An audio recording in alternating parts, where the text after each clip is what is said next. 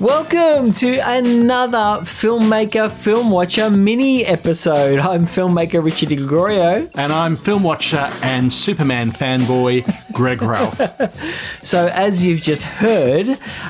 subtle, wasn't it? We have just come back from watching James Gunn's Superman, which has been very highly anticipated for quite some time as James Gunn kicks off this new DC universe. Or DCU, for those of us in the know. That's right. So, Greg, fly away. Tell us about Superman. Oh, another bit of subtlety, hey? All right. Look, there are moments of movie magic that stay with you forever. And for me, one of those moments was 1978's Superman. I remember the wave of exhilaration and laughter as for the first time we saw a hero believably flying while catching a helicopter and Lois Lane.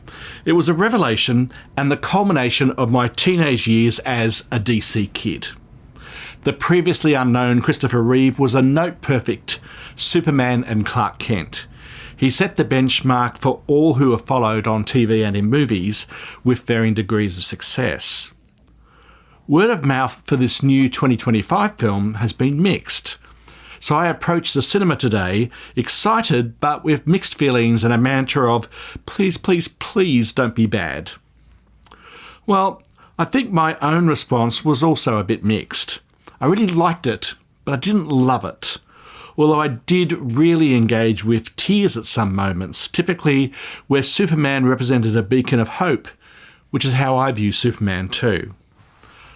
I also liked elements of the film that were deliberate references to the Christopher Reeve era, such as John Williams' iconic theme music and the credits style, as well as the hero's vintage-looking costume, moving away from the more recent, exaggerated, muscle-sculpted suits.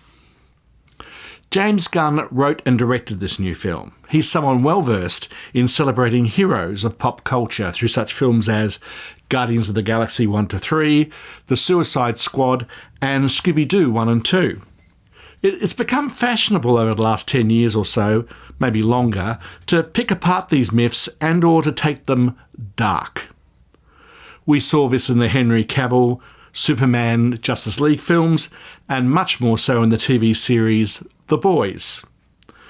Gunn is not afraid to interrogate these heroes' myths while celebrating them, most notably as producer of his brother's 2019 film Brightburn, which retells the Superboy story with a homicidal alien youngster at its heart. I don't want to give away the plot here. What I liked about this latest film is the way that it interwove the best of Superman, decency and hopefulness, with a darker reinterpretation of his origin story. It'll be interesting to see how this reinterpretation is developed in future films. I liked that there were light touches throughout, not least around Krypto the Superdog, who is long overdue to be part of the big screen narrative. The Lois Lane-Clark Kent relationship was believable and passionate. David Corenswet is terrific as both Clark Kent and Superman. At times, I did feel a bit like I was watching Henry Cavill in the part, but Corenswet brought his own light touch to the role. At times, it felt like I was watching Henry Cavill in the part, but Corenswet brought his own light to the role. I was less convinced by Nicholas Holter's Lex Luthor. He had lots to do, but seemed a little less real to me as a person. And I felt like his team were a bit nothing as well. I also felt that the story got a little lost in the middle, in sequences set within a pocket universe. And some characters just felt redundant, like sportscaster Steve Lombard. But Ricardo, tell me, was this a super film for you? Look, I'm a bit with you. There are parts I really liked in the film. I think it's visually stunning and it's quite beautiful to look at. Look, let me just get back to my love of Superman. And you've got love. This is my territory. Well, it is your territory, but I did love Superman, the original Superman growing up. I loved the Richard Donner Superman, iconic moments of him running with the train and you're seeing him running faster with the train. As Superboy. Yeah, as Superboy, but really just sticks with me. but also the opening sequences of that Superman are wonderful with Marlon Brando and Krypton, and it's really. It was the first modern visualization of Krypton, its own Yes. planet, as a crystalline kind of city. So I love that, and I really love that version. It does take a long time. When you rewatch Superman, the original, it takes a long time to get going. You actually don't see Superman in a cape till about an hour and 20 minutes into the film or something. But you know, that I think that's a bit of a strength too, because you've got the long but long opening to the film. Yeah. And it's all about Superboy a bit, but really about Clark Kent. Yes. And that first night when he comes out, he does everything from saving Lois from a crashing helicopter. That's right. And rescuing a cat from a tree. Yes. That sustained sequence was just wonderful, celebrating who he is. Yes, and then obviously the sequel as well was number 2, which was seen as probably the better of the two. And so I really loved those. And we don't talk about 3 and 4. Well, I never minded 3 when I was younger. I didn't mind it because it was, there was a bad Superman in that, and so he turned, and so it was a bit different. Quest for Peace, we just do not talk about. No. But Quest for a sequel dollar. But coming into looking at the Henry Cavill version, looking at Man of Steel, I won't talk about the Justice League and the Batman versus Superman ones. I'm talking about just Man of Steel. It was another origin story, and I quite loved what Zack Snyder did for at least the first half of that film, and I loved it. But again, it was darker. I think I think what this film does with what James Gunn does is it's light and hopeful as well as a bit dark. He combines both of those a bit, and which I think Man of Steel just tends to go to the brooding and the dark. And the other thing it does is it skips the whole origin story entirely. It does, and I think that's very good. Halfway through a battle. Yeah, it does. Yeah, and I loved that. I didn't want to see another origin story. I didn't want to see another on Krypton again, the baby going again, the family going about the father, Ma and Pa. They are in the movie here, but very side characters. And I must say, I don't know about the casting choices for the Ma and Pa. I loved Kevin Costner in that role. I thought the father. I found Mark Kent really hard to understand. Yeah, and a bit affected accent. Yeah, and just a little bit ho hum. Yeah, both. I agree. Both of them. Park Kent too was kind of like, oh yeah. Yeah, but so I loved, in terms of this new version, I love the comedy in it. I love how James Gunn does that. He brings a lot of great comedic elements to all of his films, and I am a fan of a lot of the films he does. I loved David Corenswet and Rachel Brosnahan as Superman and Lois. I think they had a great chemistry on screen. She was great, actually. She was very good as well. But I think both of them, he had big shoes to fill. I mean, Henry Cavill was a very good Superman, but he brought his own to that, and I thought he was very, very good. I love the costume design, actually. I'm a really big fan of the costume design. And even the little strap around the back of his neck. Yeah, right. Looked like it would be Velcro or Kryptonian Velcro. Yeah, and Krypto, the dog, like awesome, really great, and. I loved Krypto, and every time Krypto came, it was a joy, right? Yeah. It's brilliant addition to that universe. I really liked Nicholas Hoult, but I thought it was a one-note performance. I usually like his performance. Yeah, but ever since About a Boy. Look, I think it's going to be always hard to better Gene Hackman in that role. Yes, I know. He brought the darkness and the evil, but also a light touch. A light touch to the character as well. But he was bad. Yeah. I think, and you look at the next one, it was probably Jesse Eisenberg. No, next one was Kevin Spacey. Oh, Kevin Spacey. Oh, yes. We didn't even talk about Superman Returns. Yeah. Now, I didn't want to talk. I sort of skipped that because I was very disappointed in Superman Returns. I was quite bored by Superman Returns. And I didn't like Kevin Spacey in the role of Lex Luthor there. He was doing Kevin Spacey. He was, but I just didn't like the plot. I didn't love it at all. So I was really... I can't remember it, Yeah, actually. Well, that's right. Exactly. Because it's just... It's a forgettable film. And I was really looking forward to that one because it had been a long time before Superman had come by then. But so I was really looking forward to that. And Bryan Singer at the time of, there was a Usual Suspects and did a few... Like, he was, seen as a very prominent director. And then I didn't like that one. So it's very hard to do that character. Then there's Jesse Eisenberg as well, and Who I didn't like. And no, I wasn't a fan of Jesse Eisenberg as Lex Luthor either. But I thought he was the next best after Gene Hackman, Nicholas Hoult. I thought, even though it was this kind of one note, and he played the evil really, really well In this new one? In this new one, yeah. So I quite liked his Lex Luthor, even though, like I said, it's a bit one note. I actually really liked his Lex Luthor. Well, actually, you've got me thinking, as you're talking, that, in fact, quite a few things in this new film were dropped in halfway through the story. So not only we skipped the whole origin, we actually skipped the formation of the relationship between Clark and Lois, or Superman and Lois. Absolutely. They tell us they've been a couple for the 3 months, yes, all in the quiet.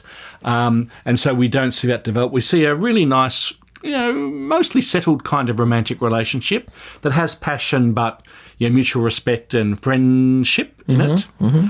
But we also, I think, we get dropped in the middle of the Lex Luthor story.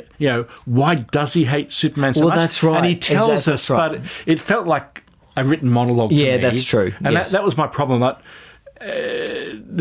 he didn't have much. It wasn't Holt's fault. It was the writing. It just felt like he's the major driver of the plot. He's the baddie.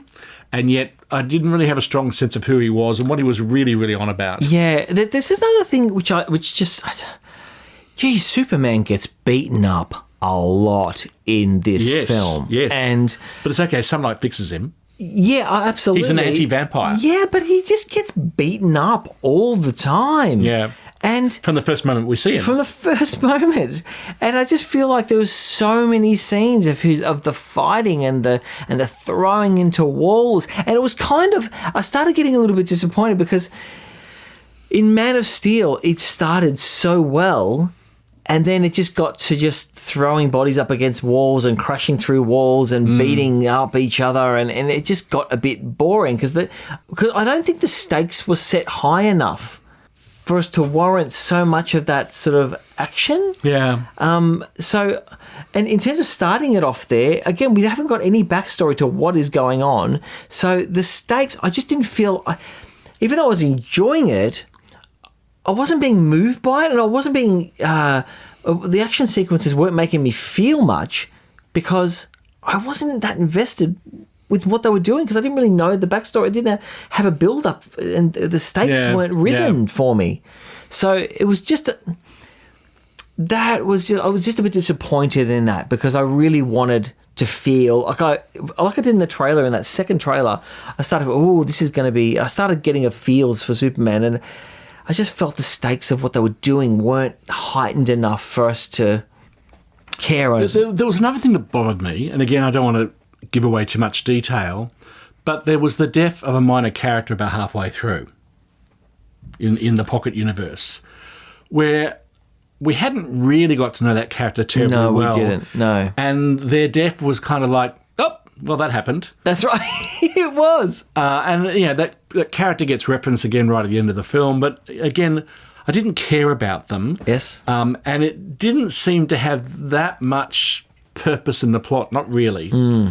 Talking about some of the other performances, I really liked an actor that I wasn't familiar with, and I hope I say his name properly, Edi Gathegi, who played Mr. Terrific. Yes, very good. I liked his character. Yes, absolutely. A lot. Yes, very much so. And I know that you weren't particularly impressed by Luthor's girlfriend. No, I didn't believe it.